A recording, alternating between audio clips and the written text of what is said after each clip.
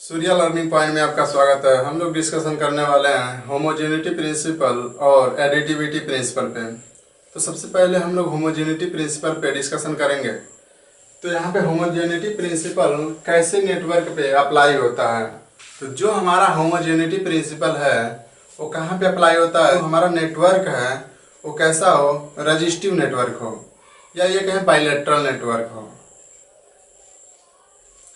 और दूसरा क्या हो, दूसरा नेटवर्क में केवल एक एक्टिव सोर्स अवेलेबल हो, तब जाके क्या होगा, हमारा होमोजेनिटी प्रिंसिपल लागू होगा।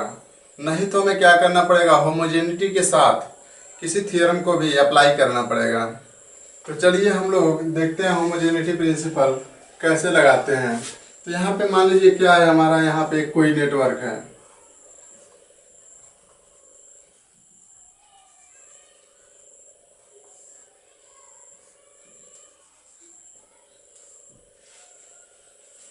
ये मान लेते हैं 40 वोल्ट का हमारा क्या है, वोल्टेज सोर्स है। यहाँ पे 6 ओम और 6 ओम के रेजिस्टेंस हैं और यहाँ पे कितना है, 7 ओम का। अब हम इसको क्या करेंगे, हल करेंगे। तो यहाँ पे सबसे पहले हम क्या करेंगे, रिस्पांस देखेंगे अर्थात करंट देखेंगे और इसके क्रॉस वोल्टेज, इसके क्रॉस वोल्टेज और इसके क्रॉस क्या करेंगे, वोल्टेज को कैलकुलेशन करेंगे और इसमें प्रत्येक ब्रांच में करंट भी कैलकुलेशन करेंगे। तो चलिए इसको कैलकुलेट करेंगे। तो ये दोनों 6 ओम और 6 ओम किसमें है, पैरेलल में। तो इसका कितना वैल्यू आ जाएगा, 3 ओम। 3 ओम और 7 ओम किसमें हो जाएगा, सीरीज में। तो आई इक्वल्स क्या होता है, आई इक्वल्स होता है V बाई आर। तो ये क्या हो जाएगा, ये हो जाएगा 40 डिवाइडेड बाई आर, कितना हो जाएगा 7 3 10, अर्थात इसका वैल्यू कितना आ जाएगा, 4 एम्पियर। तो यहाँ से आई का वैल्यू कितना आ गया, 4 एम्पियर। अब इसको हम मान लेते हैं इसके क्रॉस कितना वोल्टेज है, V1। तो V1 का वैल्यू क्या आ जाएगा, ये मान लेते हैं हम V1 है। तो V1 इक्वल्स क्या हो जाएगा, V इक्वल्स हमारा क्या होता है, I इंटू आर। तो I का वैल्यू हमारा क्या निकल गया, 4 मल्टीपल बाई आर करेंगे 7। तो ये कितना हो जाएगा, 28 वोल्ट, यानी अर्थात यहाँ पे कितना वोल्ट अप्लाई हो रहा है, 28 वोल्ट। अब हम इसमें करंट देखेंगे। तो ये कितना है, 6 ओम और ये भी 6 ओम। यहाँ से कितना आ रहा है, 4 एम्पियर करंट। अब हम क्या करेंगे, इसमें जब करंट डिवीजन रूल लगाएंगे तो यहाँ पे कितना करंट निकल जाएगा, इसमें 2 एम्पियर और इसमें भी क्या हो जाएगा, 2 एम्पियर। अब हम देखेंगे इसके क्रॉस और इसके क्रॉस कितना वोल्टेज लग रहा है। अगर हम इसको मान लेते हैं क्या, इसके क्रॉस V2 है और इसके क्रॉस क्या है, V3 है। तो V2 इक्वल्स क्या हो जाएगा, V2 इक्वल्स हो जाएगा हमारा करंट मल्टीपल बाई रेजिस्टेंस। तो ये क्या है, 2 इंटू 6 इक्वल्स 12 वोल्ट। और V3 का वैल्यू भी क्या आ जाएगा, 2 इंटू 6 इक्वल्स 12 वोल्ट। अब हम क्या करेंगे, इसके वैल्यू को चेंज करेंगे और देखेंगे प्रत्येक के क्रॉस रिस्पांस में क्या परिवर्तन होता है। अब दूसरे वाले केस में हम क्या कर रहे हैं, इसको जो हमारा ये V है इसको परिवर्तित करके कितना कर दे रहे हैं, 20 कर दे रहे हैं। तो क्या रिस्पांस आ रहा है, तो इसका वैल्यू जब हम 20 रखेंगे तो क्या हो जाएगा, टोटल करंट I इक्वल्स क्या हो जाएगा, I इक्वल्स, हम इसका रेजिस्टेंस कितना निकाले थे, 10 ओम। तो I इक्वल्स क्या होगा, V बाई आर। तो यहाँ से V का वैल्यू हम कितना रख लिए हैं, 20 डिवाइडेड बाई कितना हो जाएगा, R का मान है हमारा 10। तो ये हो जाएगा 2 एम्पियर। अब ये इसमें V1 का वैल्यू यहाँ पे जब कैलकुलेट करेंगे तो कितना आ जाएगा। तो V1 इक्वल्स क्या हो जाएगा, यहाँ से V1 इक्वल्स हो जाएगा 7 मल्टीपल बाई 2 इक्वल्स हो जाएगा 40 वोल्ट। अब हम क्या करेंगे, इसमें जब कैलकुलेट करेंगे करंट और इसमें, तो यहाँ से 2 एम्पियर आ रहा है, ये दोनों रेजिस्टेंस बराबर है। तो आधा करंट इसमें जाएगा और आधा इसमें, तो कितना हो जाएगा, 1 एम्पियर। अब इस केस में क्या हो जाएगा, 1 एम्पियर इसमें और 1 एम्पियर इसमें। अब तब जाके हम क्या करेंगे, इसमें वोल्टेज ड्रॉप देखेंगे। तो चलिए इसमें हम देखते हैं कितना वोल्टेज ड्रॉप है। तो यहाँ से क्या हो जाएगा, यहाँ पे V2 इक्वल्स क्या हो जाएगा, ये हो जाएगा हमारा I का वैल्यू कितना है, 1 मल्टीपल बाई रेजिस्टेंस 6 इक्वल्स हो जाएगा 6 वोल्ट। अब यहाँ पर देखेंगे तो V3 का वैल्यू भी क्या आ जाएगा, 1 इंटू 6 इक्वल्स 6 वोल्ट। अब हम क्या कर रहे हैं, इसको जो हमारा सोर्स है इसको कितना बढ़ा दे रहे हैं, 80 वोल्ट कर दे रहे हैं, अर्थात इसको हम बढ़ा ले रहे हैं। तो ये क्या हो जा रहा है, अब हम इसको जब 80 वोल्ट रखेंगे, V इक्वल्स अब कितना रख ले रहे हैं, V इक्वल्स हम रख ले रहे हैं 80 वोल्ट। इसमें हम कितना रखे थे, V इक्वल्स हम रखे थे 20 वोल्ट दूसरे केस में। अब हम क्या कर रहे हैं, V का वैल्यू रख रहे हैं 80 वोल्ट। तो फिर निकालेंगे यहाँ पे I, तो I का वैल्यू क्या आ जाएगा, I इक्वल्स हो जाएगा हमारा 80 डिवाइडेड बाई 10, क्योंकि हमने रेजिस्टेंस इसका कितना कैलकुलेट किया था 10, तो ये क्या हो जाएगा 80 डिवाइडेड बाई 10, तो ये कितना आ जाएगा 8 एम्पीयर। अब हम क्या करें, यहाँ पे वोल्टेज ड्रॉप निकालें, तो V1 का वैल्यू क्या हो जाएगा, ये हो जाएगा हमारा 8 मल्टीपल बाई 7 इक्वल्स कितना हो जाएगा 56। फिर यहाँ पे करंट कितना हो जाएगा, करंट 8 एम्पियर है, तो दोनों में बराबर बराबर बढ़ जाएगा, कितना हो जाएगा 4 एम्पियर इसमें और 4 एम्पियर इसमें। अर्थात यहाँ पे अगर जो हम इसको देखें तो यहाँ पे करंट का वैल्यू क्या है, यहाँ पे करंट का वैल्यू इस कंडीशन में मान लेते हैं ये कौन सा है I2 है और ये I3, तो I2 का वैल्यू कितना है 4 और I3 का वैल्यू भी कितना है 4। अब हम क्या निकालेंगे V2, तो V2 का वैल्यू क्या हो जाएगा, करंट गुणे रेजिस्टेंस 6 ओम, तो ये कितना हो जाएगा 24 वोल्ट। अब हम निकालेंगे क्या V3 का वैल्यू, तो V3 इक्वल्स क्या हो जाएगा 4 मल्टीपल बाई 6 इक्वल्स 24 वोल्ट। तो यहाँ पे हम क्या किए हैं, सोर्स के वैल्यू में जो ये हमारा वोल्टेज सोर्स है इसके वैल्यू में परिवर्तन करके क्या देखे हैं, प्रत्येक टर्मिनल के एक्रॉस या प्रत्येक एलिमेंट के एक्रॉस करंट व वोल्टेज के मान में परिवर्तन देखे हैं। तो यहाँ पर हम ये देखेंगे कि इसको किस फॉर्म में परिवर्तन किए हैं, तो इसके रिस्पांस अर्थात करंट और वोल्टेज में किस प्रकार से परिवर्तन हो रहा है। तो चलिए हमने क्या किया है, फर्स्ट टाइम वोल्टेज हम क्या लिए हैं 40 वोल्ट। हम यहाँ पे 40 वोल्ट जब लिए हैं तो यहाँ से इसको मान लेते हैं क्या I1, तो I1 का वैल्यू क्या आया है, I1 इक्वल्स आया है 4 एम्पियर और I2 इक्वल्स क्या आ गया है, I2 इक्वल्स आ गया है हमारा कितना आया है 2 एम्पियर। I3 का वैल्यू भी कितना आया है 2 एम्पियर। जब हम इसको 20 वोल्ट रखे हैं तो I1 का वैल्यू क्या आया है 2 एम्पियर और I2 इक्वल्स क्या आया है 1 एम्पियर और I3 का वैल्यू भी क्या आया 1 एम्पियर। जब हम इसको कितना रखे 80 वोल्ट, तो ये कितना आ गया है, I1 इक्वल्स आ गया है 8 एम्पियर और I2 इक्वल्स क्या आ गया है यहाँ से 4 एम्पियर और यहाँ से I3 का वैल्यू क्या आ गया है 4 एम्पियर। और प्रत्येक टर्मिनल के अक्रॉस जो हमारा वोल्टेज है उसको देखें तो कितना आया है, यहाँ से V1 इक्वल्स कितना आया है 28 वोल्ट और V2 इक्वल्स कितना है 12 और V3 का वैल्यू कितना आया है 12। जब यहाँ पर हम 20 वोल्ट अप्लाई किए हैं तो V1 कितना आया है 14 वोल्ट, V2 6 वोल्ट और V3 का वैल्यू कितना आया है 6 वोल्ट। लेकिन जब लास्ट में हम कितना किए हैं V इक्वल्स 80 वोल्ट लिए हैं, अर्थात जो ये हमारा सोर्स है इसको 80 वोल्ट लिए हैं, तो V1 इक्वल्स कितना आ गया है 56 और V2 का वैल्यू कितना है 24, V3 का वैल्यू कितना आ गया है 24। तो यहाँ से हम क्या देख रहे हैं, पहले केस में हम क्या लिए हैं 40, तो ये I इतना आया। अब हम क्या कर दिए इसमें डिवाइडेड बाई 2 कर दिए तो कितना 20 वोल्ट। अर्थात इसका हम क्या देखें, इसका फैक्टर इसमें हम कितने से मल्टीप्लाई कर रहे हैं, तो 40 मल्टीपल बाई क्या है 1/2। तो यहाँ से हमारा रिस्पांस क्या निकल रहा है, प्रत्येक एलिमेंट के अक्रॉस जो हमारा करंट है उसमें क्या कर दिए हैं 1/2 से मल्टीप्लाई कर दिए हैं। अब दूसरे वाले में इसमें जब हम देखेंगे 20 वैल्यू रखे हैं तो इसका करंट में क्या हो गया है 1/2 से मल्टीप्लाई करेंगे 4 में तो ये कितना आ जाएगा 2 और इसमें मल्टीप्लाई करेंगे 2 में 1/2 से तो 1 और इसमें करेंगे तो कितना आ जाएगा 1। अब हम तीसरे वाले में क्या किए हैं, इसमें 40 में मल्टीप्लाई कितने से कर दिए हैं 2 से, तो ये जब 80 आया है तो यहाँ पर हम क्या देख रहे हैं I1 में भी 2 से मल्टीप्लाई कर दें, अर्थात 4 में 2 से मल्टीप्लाई करेंगे तो ये कितना आ जाएगा 8 और इसमें 2 से मल्टीप्लाई करेंगे तो कितना आ जाएगा 4, इसमें भी 4। यहाँ पर हम वोल्टेज अगर जो देखें तो पहले वाले में 28 वोल्ट था जब 1/2 से मल्टीप्लाई करेंगे तो 14, और इसमें 1/2 से तो 6, और इसमें 1/2 से 6। लेकिन इस केस में हम क्या किए हैं, 2 से मल्टीपल कर दिए हैं। तो फिर इसमें भी जब 2 से मल्टीप्लाई करेंगे तो 28 दूनी के कितना हो जाता है, 56, और ये 12 दूनी के 24, और ये फिर 12 दूनी के 24।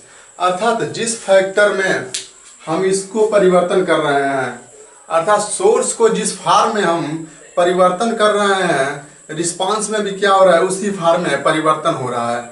रिस्पांस का मतलब करंट और वोल्टेज में क्या हो रहा है, सेम परिवर्तन हो रहा है। अगर जो 2 से मल्टीप्लाई कर रहे हैं तो करंट भी क्या हो जा रहा है, 2 से मल्टीप्लाई हो जा रहा है। अगर जो हम 3 से मल्टीप्लाई कर रहे हैं तो करंट क्या हो जाएगा, 3 से मल्टीप्लाई हो जाएगा। अगर जो हम सोर्स में परिवर्तन कर रहे हैं तो यहाँ पे वोल्टेज में क्या हो रहा है, वोल्टेज में K से मल्टीप्लाई हो जा रहा है। अगर जो हम सोर्स में परिवर्तन कर रहे हैं तो करंट में भी क्या हो रहा है, K से ही मल्टीप्लाई हो जा रहा है। अब हमें क्या देखना है, पावर में क्या इफेक्ट पड़ता है। तो यहाँ पे हम पावर निकालें तो पावर क्या हो जाएगा, यहाँ पे पहले वाले केस में हम पावर निकालते हैं। तो ये अगर जो मान लेते हैं P3 है, तो P3 इक्वल्स फर्स्ट केस में क्या होगा, 2 एम्पियर करंट आया है, तो ये कितना हो जाएगा, 2 का square multiple by 6। P equals क्या होता है, I स्क्वायर R। तो इसका वैल्यू कितना आ जाएगा, ये हो जाएगा 2 दूनी के 4 मल्टीपल बाई 6 इक्वल्स क्या हो जाएगा, 24 वाट। अब हम इसमें क्या कर रहे हैं, जब दूसरा वाला केस ले रहे हैं तो उसमें कितना करंट आया है, 1 एम्पियर। तो ये फिर P3 निकालेंगे तो उस केस में क्या आ जाएगा, ये आ जाएगा 1 का स्क्वायर मल्टीपल बाई 6 इक्वल्स कितना हो जाएगा, 6 वाट। फिर हम इस केस में निकालेंगे P3 का वैल्यू तो कितना आ जाएगा, 80 के केस में। तो इसका वैल्यू क्या आ जाएगा, इसमें 8 का स्क्वायर मल्टीपल बाई 6 इक्वल्स कितना आ जाएगा, 64 इंटू 6 करेंगे तो इसका वैल्यू निकल जाएगा 384 वाट।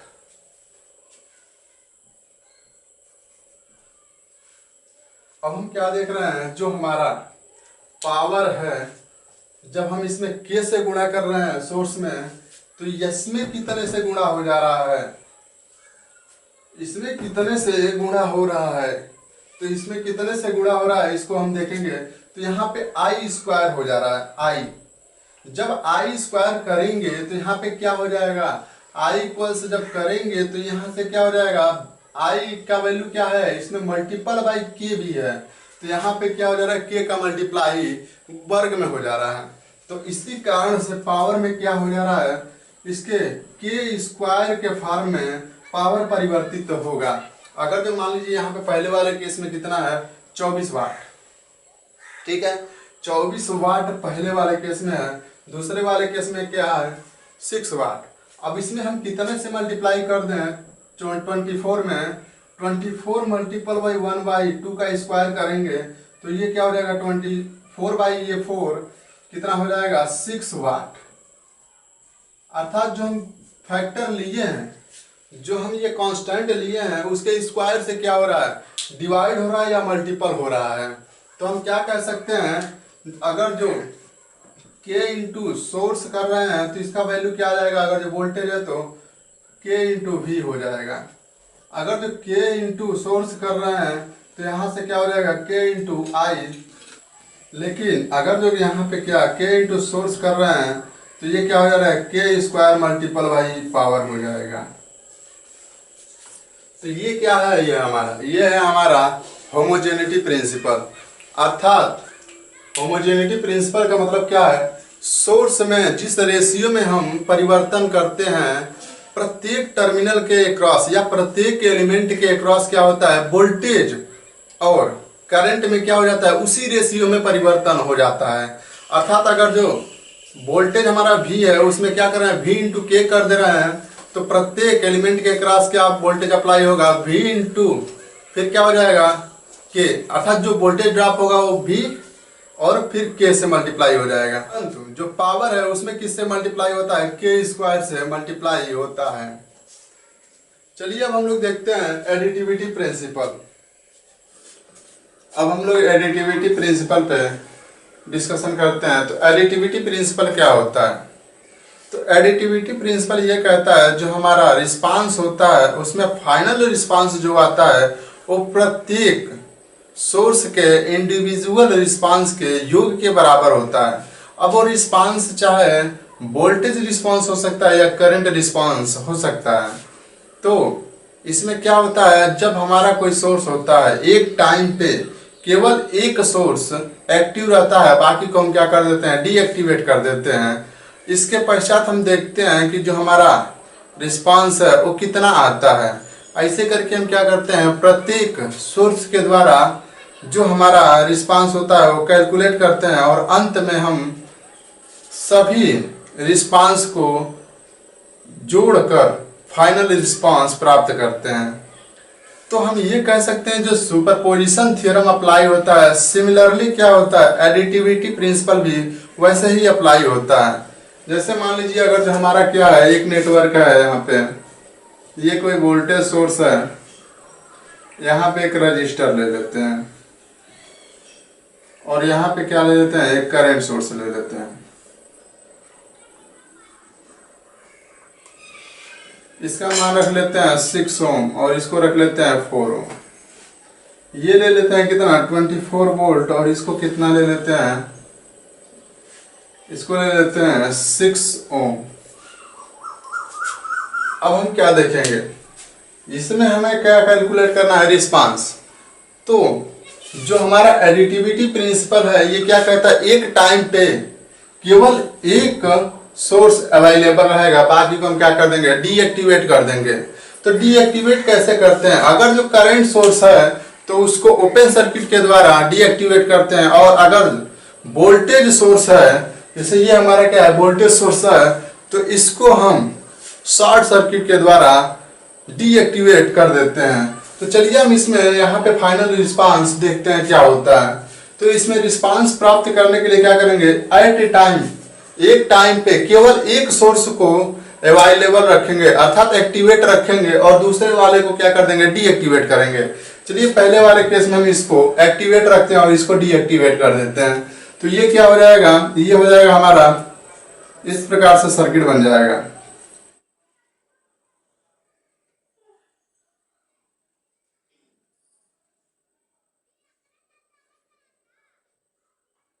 ये हमारा क्या है, करंट सोर्स है, इसको ओपन कर देंगे। ये कितना है, 4 ओम और यहाँ पे कितना है, 6। ये 24 वोल्ट है। इसको जब करंट देखेंगे तो इस डायरेक्शन में जाएगा, तो यहाँ पे किस डायरेक्शन में रहेगा, इस डायरेक्शन में। अब हम इसमें क्या करेंगे, करंट की वैल्यू कैलकुलेट करेंगे। तो कितना करंट हो जाएगा, तो ये होता है क्या, I इक्वल्स V/R। तो V का वैल्यू कितना है, 24 डिवाइडेड बाई R का वैल्यू कितना हो जाएगा, ये दोनों सीरीज में हो जाएगा तो ये हो जाएगा 10, 6 ये प्लस 4 ये अर्थात 10। तो I इक्वल्स क्या हो जाएगा, ये हो जाएगा 2.4 एम्पियर। हमने कैलकुलेट कर लिया क्या, I। तो यहाँ पे 2.4 एम्पियर है, तो यहाँ पर भी कितना होगा, 2.4 एम्पियर। अब हम क्या करेंगे, दूसरे वाले केस में इसको एक्टिवेट रखेंगे और इसको क्या कर देंगे, डीएक्टिवेट कर देंगे। तो चलिए अब इसको बनाते हैं। तो ये क्या हो जाएगा, हमारा क्या है, ये वोल्टेज सोर्स है, इसको शॉर्ट सर्किट कर देंगे और इसके पश्चात हम क्या करेंगे, करंट की वैल्यू कैलकुलेट करेंगे।